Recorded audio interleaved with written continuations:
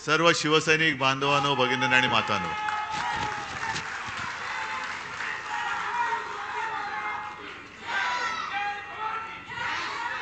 मला असं वाटतं की भाषण करूच नये आणि केवळ घोषणांचाच कार्यक्रम करूया.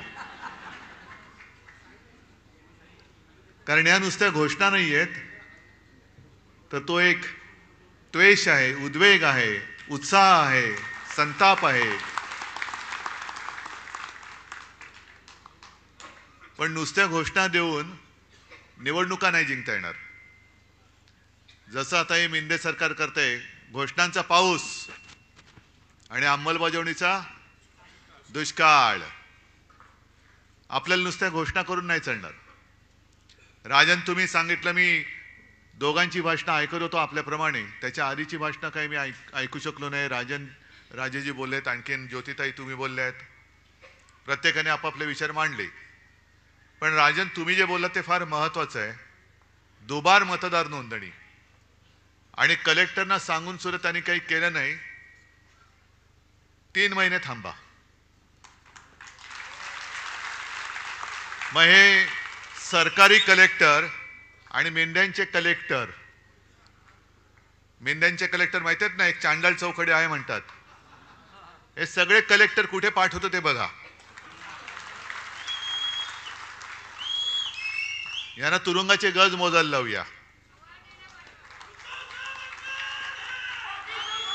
कारण ही काही गंमत नाहीये. हे ठाणे जे उभं राहिलेलं आहे त्याच्या मागे शिवसेना प्रमुखांचं प्रेम, ठाणेकरांचं शिवसेना प्रमुखांवरचं प्रेम आणि ठाणेकरांची शिवसैनिकांची मेहनत, अपार मेहनत. ही मेहनत जर झाली नसती तर मेंढ्यांची दाढी उगवलीच नसती. विषय अनेक आहेत आणि संजयने उत्तम भाषण केलेलं आहे. आता उत्सुकता नमक हराम 2 ची आहे. समोर दिसतोय, पण तो जगाला दाखवायचा आहे. फक्त संजय एकच, ती नागाची उपमा दिली. नागाचा कमी काय अपमान करू इच्छित नाही. तर मांडूळ आहे, गांडूळ नाही, मांडूळ, दुतोंड्या, ज्याला फणाच नाहीये. हे सरपटणारे प्राणी आहेत. फणाला सुद्धा एक स्वाभिमान लागतो. हे मोदींसमोर वळवळणारं मांडूळ आहे. ते तो उल्लेख केलास ना, दिल्ली समोर लोटांगण घातलं, कारण हे स्वतः सरपट्ट आहेत. रोज आपलं घालीन लोटांगण. म्हणजे पॅन्ट तिकडे झालं ती खराब नाही होत, फोन आला कीच खराब होते. जसे असाल तसे या, नशीब पॅन्ट घातलेली असते. हे ताबडतोब जातात. पण या भगव्या सप्ताहाचा समारोप होतोय आणि या भगव्या सप्ताहाचं मूळ, त्याचं कारण हे दुबार मतदार नोंदणी, आपले मतदार नोंदणी, यादी वाचन हे करण्यासाठीच होतं. आणि तुम्ही सगळ्यांनी केलं असेल असं मला वाटतं. केले सगळे विधानसभा मतदारसंघ, या जेवढे लोकसभेत येत आहेत तेवढ्या सगळ्यांमध्ये आपले गटप्रमुख आहेत. आवाज नाही आला. हा खरा आवाज आहे की खोटा आवाज आहे? मी बोललोय म्हणून हो नका बोलू. यंत्रणा घट्ट आहे. त्याच वेळेला यांनी लबाडी करूनही जिंकलेले आहेत. खरं म्हणजे ठाणेकरांचं मी कौतुक करायला आलेलो आहे. कारण सगळं काही पळवलं, जोर जबरदस्ती, पैशाचं वाटप, एवढं करून सुद्धा 5.25 लाख ठाणेकर आपल्या सोबत निष्ठेने आणि प्रेमाने उभे राहिले. 5.25 लाख. बाजूला आपली वैशालीताई बसलेली आहे, साधी महिला कार्यकर्ती. समोर मिंद्याचं कार्ट, स्वतः मिंदे. तरी सुद्धा या माझ्या कार्यकर्त्या महिलेचा पराभव करायला विश्वगुरूंना आणावं लागलं. ह्या आपला विजय. जवळपास 4.25-4.5 लाख मतं कल्याणकरांनी दिली. हाच सर आपला विजय आहे. कारण आपल्याला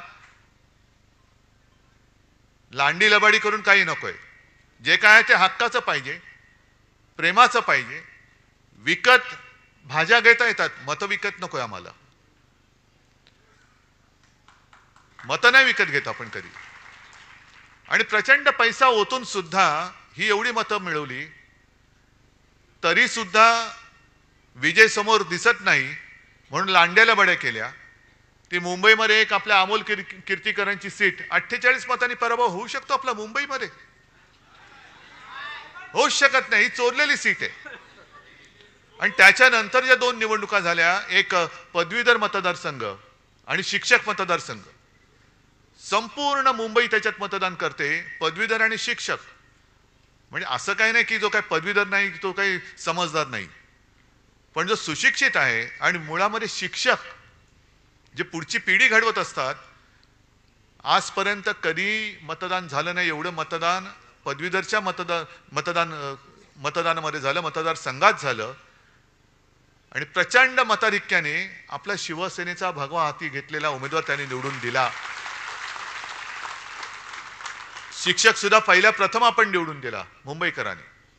मग मुंबई ठाणे सगळे एकच आहे. कोकण माझंच आहे. कोकण माझंच आहे. कोकणामध्ये पराभव होऊ शकतो आपला. पण हे सगळे जे काहींचे चाळे चाललेत, हे अब्दालीचे चाळे आहेत. आपल्यामध्ये फूट पाडायचं. मी का अब्दाली बोललो? रागाने द्वेषाने नाही नुसता बोललो. अहमद शहा, अहमदाबाद शहा नाही, अहमद शहा. नाही तर कोणतरी म्हणेल अहमदाबाद शहा. तसं नाही. सगळ्या गुजराती लोकांबद्दल माझा राग नाही, पण जे माझ्या महाराष्ट्राला लुटतायत त्या दरोडेखोरांवरती राग आहेच. आणि त्यांना गाडायचं म्हणजे गाडायचंच, कोणत्याही परिस्थितीत गाडायचं. मी काय लेना ना देना. आता परत 16 तारखेला येत आहेत.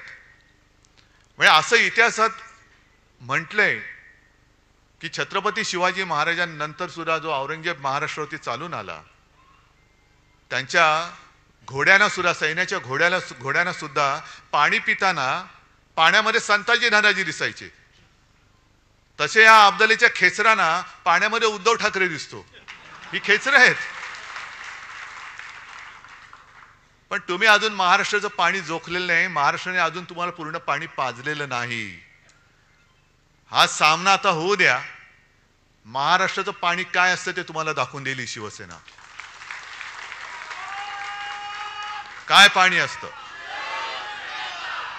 पण एक लक्षात घ्या की काही गोष्टी आपण सोडून देतो. आता ही चांगली, खरं म्हणजे जाहीर सभाच मला ठाण्यामध्ये परत घ्यायची. मी पुन्हा येणारच आहे. पण पावसाळा सुरू झालाय, जाहीर सभांचा हे काही दिवस नाहीत. मग कार्यकर्त्यांच्या गाठीभेटी मी सुरू केल्यात. जसं आता हॉलमध्ये करतोय. 4 दिवसापूर्वी पुण्याला झाला. पुण्याचा हॉल जरा मोठा आहे. एक 5-10 हजार लोक तिकडे वरती आणि खाली अशी बसली होती. पण सभा मोठी झाली, शोभायात्रा मोठ्या झाल्या नाही. मी अजूनही सांगतो, वेळ गेलेली नाही. वेळ आहे. जवळपास 2-3 महिने आपल्या हातात आहेत. मतदार यादी हातामध्ये घेऊन प्रत्येक घरात, जसं गटप्रमुखाचं काम काय, माझ्याकडे किती मतदार आहेत माझ्या यादीमध्ये? 800 ते 1200 ही सरासरी मतदारांची संख्या असते, बरोबर ना? मग मतदार नोंदणी केल्यानंतर माझ्या ह्या माता भगिनी आहेत, तुम्ही सगळे शिवसैनिक आहात. प्रत्येक गटप्रमुखाचं काम असं की खिशात मतदार यादी घेऊन चेक करणं. जे राजन तुम्ही सांगताय ना दुबार मतदार नोंदणी, ही मतदार नोंदणी एका मतदान क्षेत्रामध्ये, मतदार क्षेत्रात हे 2दा मतदान नाही करू शकत. लोकसभेचं मोठं आहे, त्याच्यामुळे लोकसभेत कदाचित शक्य आहे. पण विधानसभेला बाजूबाजूच्या विधानसभा मतदारसंघामध्ये हे दुबार मतदान करू शकतात. जर प्रत्येक गटप्रमुखांनी आपल्या यादीपुरताच मतदारसंघ आहे माझा. ठाण्याचा मतदारसंघ शहराचा किती आहे? असेल 5 लाख. पण माझ्याकडे जबाबदारी या 1200 मतदारांची आहे. मग 1200 मतदार खरे आहेत की खोटे आहेत? आणखीन कोण नवीन घुसलेत का? जे जुने होते ते बरोबर जागेवर आहेत का? आणि मतदानाच्या दिवशी सुद्धा मतदान केंद्रापर्यंत त्यांना नेण्याची जबाबदारी ही आपण जर का घेतली आणि त्यांना मतदान केंद्रापर्यंत नेलं, तर मला असं वाटतं त्यांनी किती पैसा ओतू द्या, किती योजना ओतू द्या, आपला विजय झाल्याशिवाय राहणार नाही. फक्त त्याच्यात तुम्ही गफलत करू नका. हे थोडंसं तुम्हाला मी वेगळं सांगतोय, कारण संजयनी चांगलं जे काय सांगायचं सांगितलंय. पण संघटनात्मक जे काम आहे म्हणून तर त्याला संघटना म्हणतात. नुसता काहीतरी जमाव आला तर फटाके फोडेल, नाही तर हिंसाचार करेल. पण तसा जमाव नकोय मला. मला संघटनात्मक काम करणारे माझे सैनिक जे आहेत हे माझं सैन्य आहे. म्हणून मध्ये मी जे बोललो ना मुनगट्टीवारना, की अरे तुम्ही माझा पक्ष चोरलात, सगळं चिन्ह चोरलं, सगळं चोरलं, तेही कमी पडतंय म्हणून तुम्ही लंडनला जाऊन वाघनखं घेऊन आलात. पण आता वाघनखं आणि मुनगट्टीवार काहीच जुळत नाही, काहीच जुळत नाही. पण ही वाघनखं तुम्ही जी म्युझियम मध्ये ठेवलेत ती कदाचित एक प्रतीक म्हणून ठीक आहे. त्याच वाघनखाने अफजल खानाचा कोथळा काढला असेल किंवा नसेल ह्याचा काही पुरावा नाही असं त्या म्युझियमनी सुद्धा म्हटलेलं आहे. पण महाराज शिवकालीन ते हत्यार आहे, छत्रपती शिवाजी महाराजांनी ते वापरलं होतं म्हणून त्या वाघनखांबद्दल आम्हाला आदर आहेच. पण आत्ताच्या काळातली वाघनखं ही आहेत, जे माझे सैनिक आहेत, ही वाघनख आहेत. आणि म्हणून मी अब्दालीला घाबरत नाही. येऊच दे.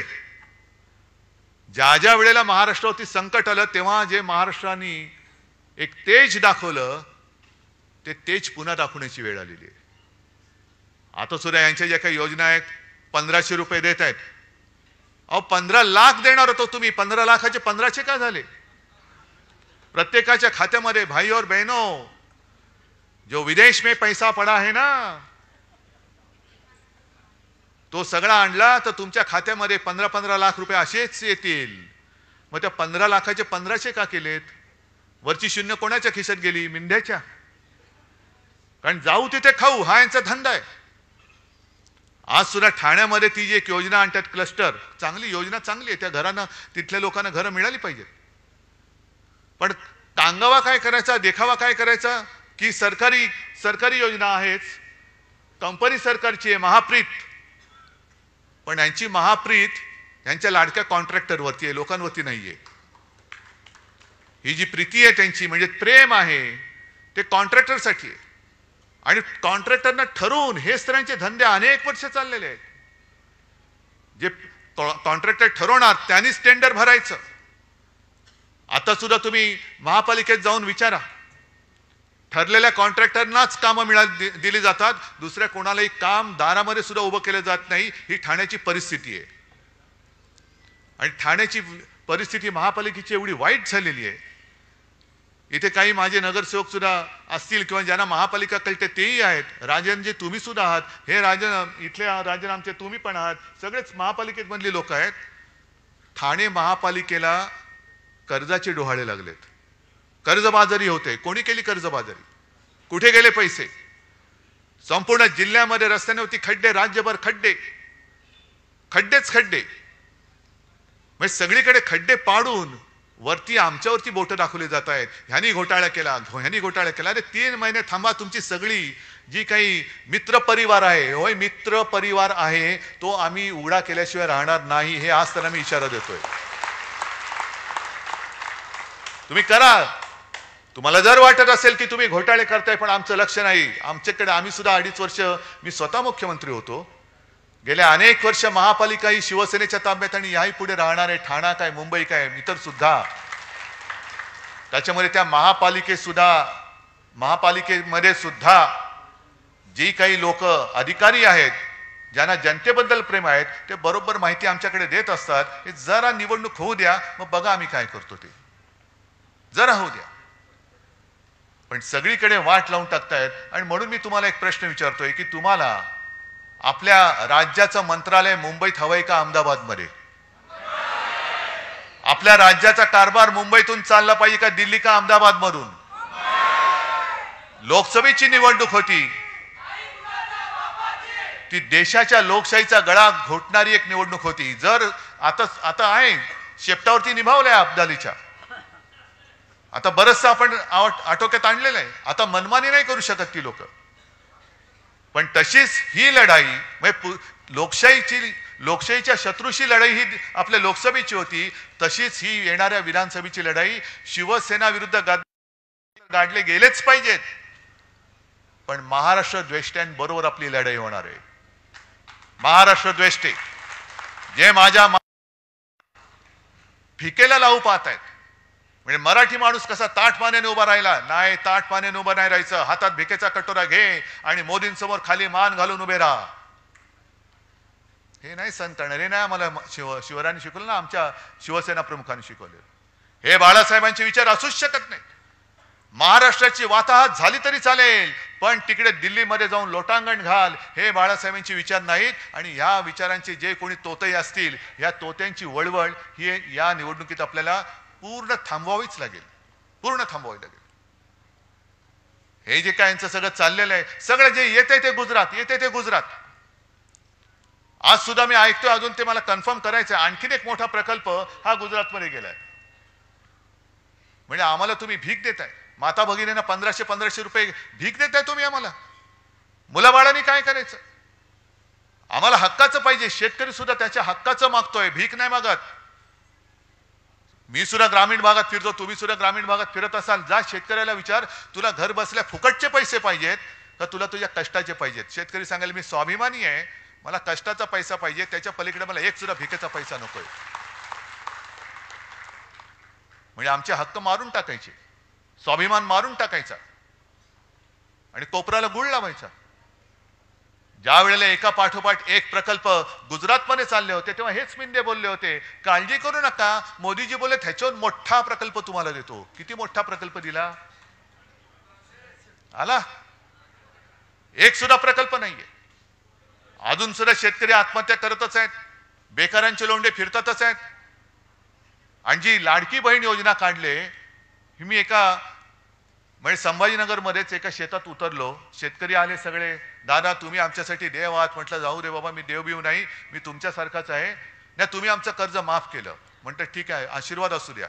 मग तिकडे काही महिला शेतात काम करत होत्या. म्हटलं काय ताई खुश आहात ना? ती काम करत होती बिचारी. तुला का? म्हटलं नाही 1500 रुपये मिळत आहेत. तुला काय 1500ने घर चालतंय वय?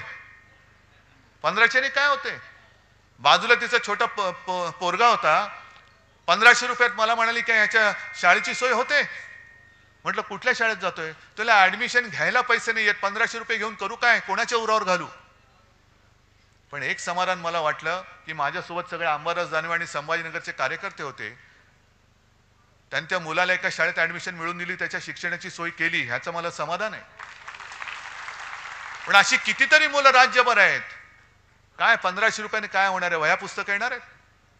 ज्या पुस्तकावरती सुद्धा जीएसटी लावलाय, शिक्षणावरती जीएसटी आहे. आता तर कर म्हणजे आयुर्विम्यावरती जीएसटी, म्हणजे विम्याची जाहिरात आहे ना, जिंदगी के साथ भी जिंदगी के बाद भी, म्हणजे जिंदगी के बाद भी जीएसटी. कशासाठी भरायचा? कोणाच्या खिशात जाणार? म्हणजे सगळीकडे वरपासून खालपर्यंत हे सगळं बरबटलेलं सरकार. ठाण्यातले भूखंड खात आहेत, मुंबईतले खात आहेत, अयोध्येमधले खात आहेत. अयोध्येमध्ये सुद्धा एक आदर्श घोटाळा झालाय. आदर्श म्हणजे चांगला नाही, जसा इकडे आदर्श घोटाळा झालाय मुंबईमध्ये. सैन्य दलाची जमीन खाल्ली. कोणी खाल्ली? कुठून आला? कुठून? म्हणजे आमच्या हातामध्ये घंटा, जय श्रीराम वाजो घंटा, आणि लोढा बसला तिकडे टॉवर बांधून. याच्यासाठी आम्हाला राम मंदिर पाहिजे होतं, याच्यासाठी तुम्ही आम्हाला लढवलात, याच्यासाठी कारसेवकांनी बळी दिले. कारसेवकांनी रक्त कशाला सांडलं? लोढाचं टॉवर बांधायला. लोढाला टॉवर बांधून देण्यासाठी म्हणून कारसेवकांनी रक्त नाही सांडलेलं. तुम्ही जे गारूड टाकलं होतं, वातावरण केलं होतं, राम मंदिर, मंदिर वही बनाएंगे, मंदिर वही बनाएंगे, बनलं मंदिर. पण मंदिर बनल्यानंतर सुद्धा वाजत गाजत तुम्ही जो काही शो केला, तुम्हाला वाटलं होतं की आता बस झालं सगळं, आता आपल्यासमोर कोणी उभंच राहू शकत नाही. पण प्रभू रामचंद्रांनी सुद्धा जो बाण मारला थोडक्यात चुकला, नाही तर बरोबर वर्मी लागला होता, बरोबर वर्मी लागला होता. पण सगळीकडे गुजरातचे कॉन्ट्रॅक्टर कॉन्ट्रॅक्टर कॉन्ट्रॅक्टर कॉन्ट्रॅक्टर, वाराणसीमध्ये कॉन्ट्रॅक्टर, अनेक मंदिरं पाडलेत. शंकराचार्य मध्ये घरी आले होते. माझं भाग्य समजतो मी की शंकराचार्य आले आणि त्यांनी हिंदुत्वाचा अर्थ सांगितला. जो विश्वासघात करता है वो हिंदू नहीं हो सकता, हिंदू कभी विश्वासघात नहीं कर सकता.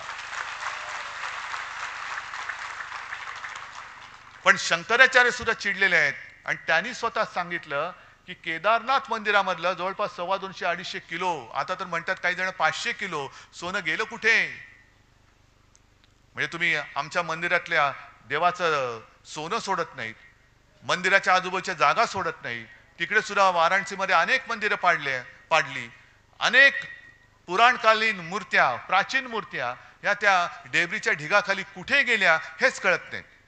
मूर्त्या सुद्धा कापल्या यांनी. हे तुमचं हिंदुत्व आणि तुम्ही आमच्या अंगावर येता. सगळं भ्रष्टाचाराने बरबटलेली माणसं त्या अयोध्येमधली जमीन लोढा खातोय, रामदेव बाबा खातोय, सगळे खात आहेत आणि आम्ही आपलं जय श्रीराम जय श्रीराम आणि हे विचारणार केम छो. मला एका गोष्टीचा अभिमान आहे. मी तेव्हा म्हटलं होतं आम्हाला प्रभू श्रीराम पाहिजे, पण मला भाजप मुक्त राम पाहिजे. तो भाजप मुक्त राम अयोध्येवासियांनी करून दाखवला. भाजप मुक्त राम.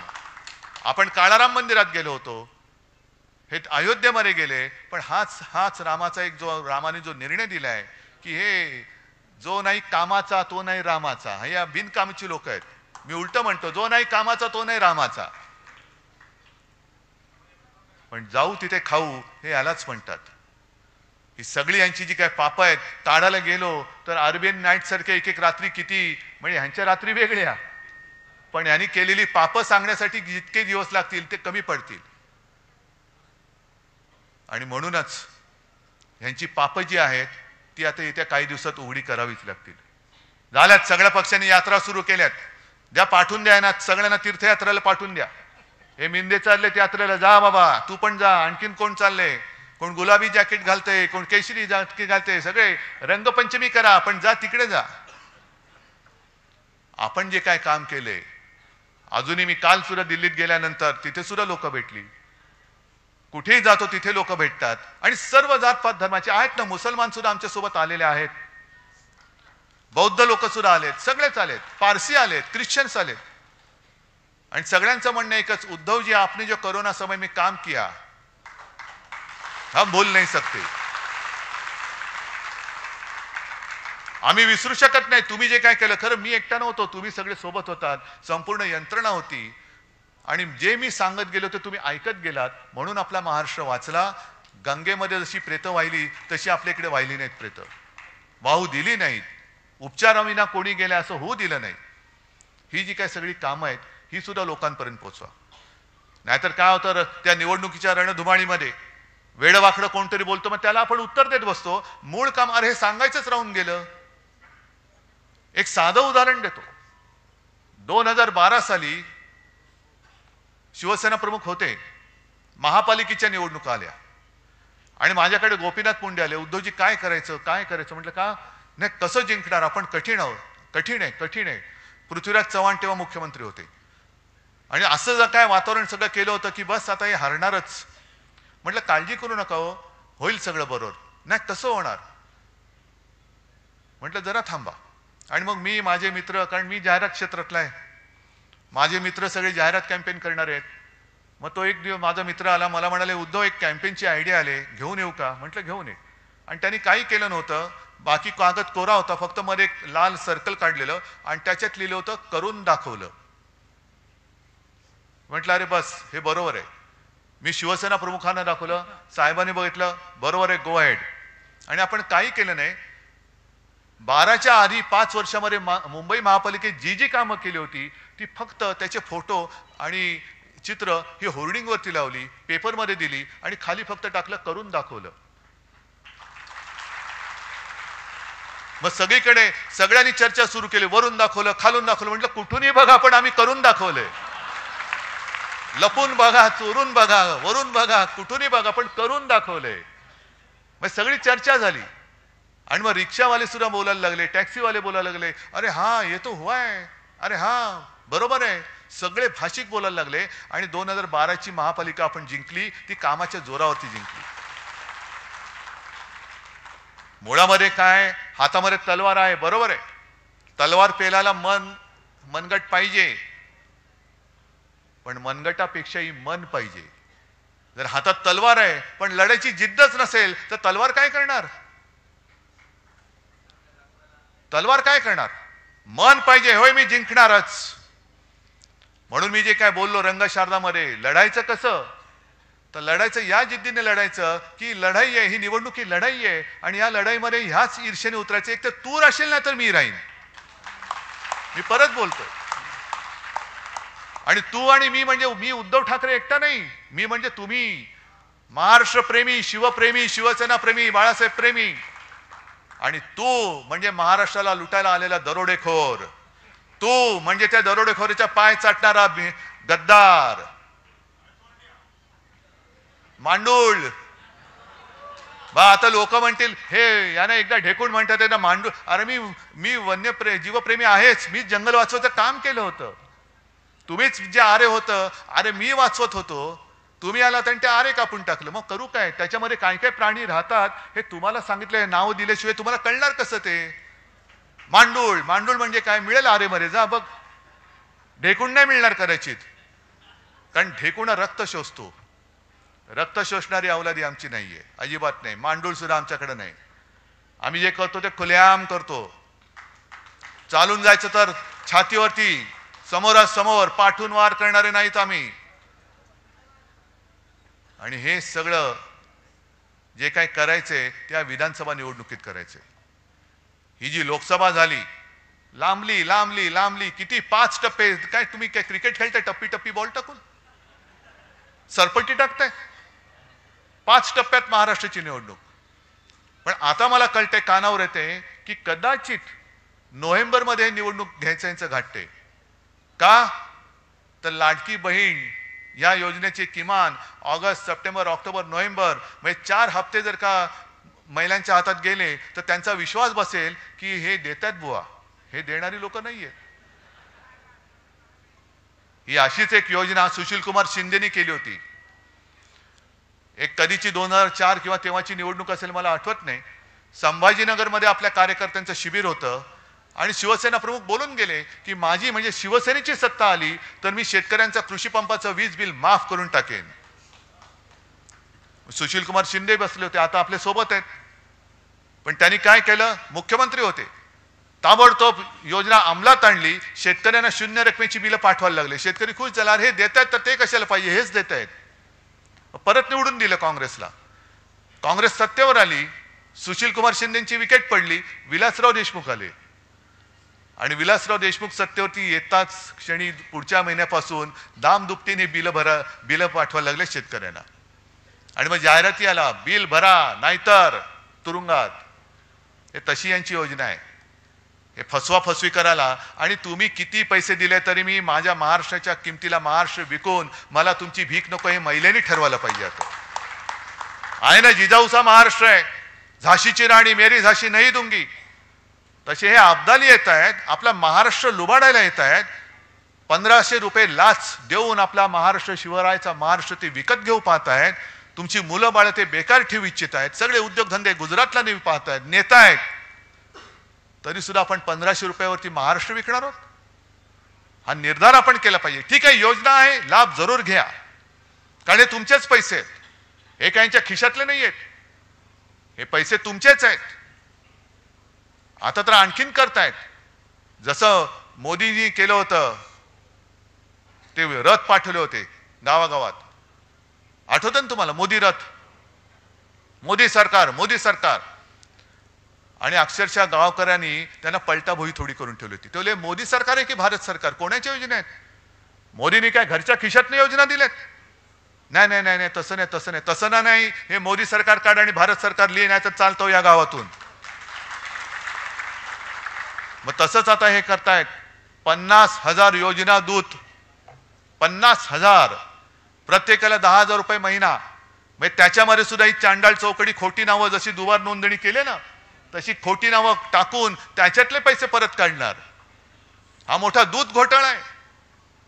आणि तुमच्या योजना ज्या तुम्ही केलेल्या नाहीत, अरे कागदावरती काही लिहू शकता, पण अंमलबजावणी कुठे? मग ह्यांचीच माणसं, ह्यांचेच चेले चपाटे, ह्यांचेच कार्यकर्ते, त्यांचे सगळे कुटुंबीय हे या दूतांच्या नावांमध्ये घुसवणार आणि त्यांच्या माध्यमातून पैसे काढणार. हे दूत महाराष्ट्रामध्ये फिरता कामा नयेत, हे नाही फिरता कामा. त्याच्यासाठी जाहिराती करतायत, करोडो रुपये उधळतायत. आणि तरी सुद्धा आम्ही ह्यांची टाळ किटून काय भजनं गायची? ही निवडणूक त्याच्यासाठी आहे. हा भगवा सप्ताह त्याच्यासाठी होता. मला एका गोष्टीचा अभिमान आहे, जी मी एक सूचना दिली होती. आपला भगवा हा फक्त भगवाच असला पाहिजे, त्या भगव्यावरती मला चिन्ह नको. भगवा शिवछत्रपतींचा कुठे शिवाजी महाराजांनी चिन्ह टाकलं होतं? अरे हा शिवाजी महाराजांचा भगवा, हा यांचा भगवा, हा त्यांचा भगवा नाही. भगवा एकच, हिंदुत्वाचा भगवा, शिवाजी महाराजांचा भगवा, आणि तोच बाळासाहेबांनी आपल्या हातात दिलेला भगवा आहे. हा भगवा तर घ्यायचाच. पण दुसरी गोष्ट, जो लोकसभेच्या वेळेला आपल्याला प्रचार करायला वेळ मिळाला होता तो मशालीचा. आत्तापासून मशालीचा प्रचार करा, घराघरामध्ये आणि प्रत्येकाच्या हृदयामध्ये ही स्वाभिमानाची मशाल पेटवा. कोर्टाचा निकाल कधी लागेल सांगता येत नाही. मी अनेकदा म्हटलेलं आहे की कोर्टाकडनं न्याय मिळेल, मला खात्री आहे, मला आशा आहे. पुढच्या 5-50 वर्षामध्ये हा निकाल लागल्याशिवाय राहणार नाही. आणि हसायचं काय त्याच्यामध्ये? अरे हसताय काय? 2 वर्ष तर झाली. अपात्रतेचा निर्णय आता लागला, आता लागेल बघा 5-6 वर्षामध्ये. पण तोपर्यंत झाली, माणसं म्हातारी झाली, निवडणूक विधानसभेची टर्म संपली. तसंच माझ्या नाव आणि चिन्हाचा लागेल निकाल, पुढच्या 5-50 वर्षात, 100 वर्षात लागेल. पण तोपर्यंत आपली जी मशाल आहे, ती मशाल हीच लोकशाही गाडणाऱ्या लोकांचं बूट जाळण्यासाठी मशाल आहे. लोकशाहीची हत्या समोर होते तरी सुद्धा डोळ्याला पट्टी लावून बसणारी जी माणसं आहेत, त्यांना जरा तो लोकशाहीचा चटका काय असतो ते दाखवणारी ही मशाल आहे. त्याच्यामुळे शाखांच्या बोर्डवर असेल, अगदी भिंतीवरती असेल, सगळीकडे आता धनुष्यबाण नाही, मशाल आणि मशाल. अजूनही मला जी माणसं सांगतात की अरे उद्धवजी, आम्ही तुम्हाला मत द्यायचं म्हणून गेलो, मत दिलं, नंतर कळलं आम्ही चुकून धनुष्यबाणाला मत दिलं. हे आहे, हे नातं आहे, हे नातं आहेच किंवा होतं. पण आज चोराने आपलं धनुष्यबाण चोरलंय, चोर धनुष्यबाण घेऊन आलेला आहे, त्याला मशालीची धक काय ती आपल्याला दाखवायची. आणि म्हणून म्हणजे मी आणि म्हणून म्हणतो, आणि म्हणून असं कुंठून नाही बोलत, असं कणणं कुंठणं मला येत नाही. आपण सरळ बोलतो आणि म्हणून ये जो है वो जो मशाल जो है वो मशाल जो है वो धनुष्यबाण जो है वो, ऐसा नहीं बोलायचं, सरळ बोलणार आहे. पहिले सुपारी थूक तोंडातली. ये जो है जो काय है जो. आणि म्हणून हे या एक काहीतरी पोट साफ करायचं द्या औषध, यांचं कडनं तरी साफ होईल. ते औषध या निवडणुकीत त्यांना द्यायचंय. आणि मला माहिती आहे हे तुम्ही औषध द्यायला सगळे हुशार आहात, देणार ना औषध. या वेळेला जो एक निसट्टा आपला पराभव झाला, या वेळेला मला ठणठणीत विजय पाहिजे. आणि या ठणठणीत विजयाची जबाबदारी मी तुमच्यावरती सोपवतो आणि तूर्त रजा घेतो. जय हिंद, जय महाराष्ट्र.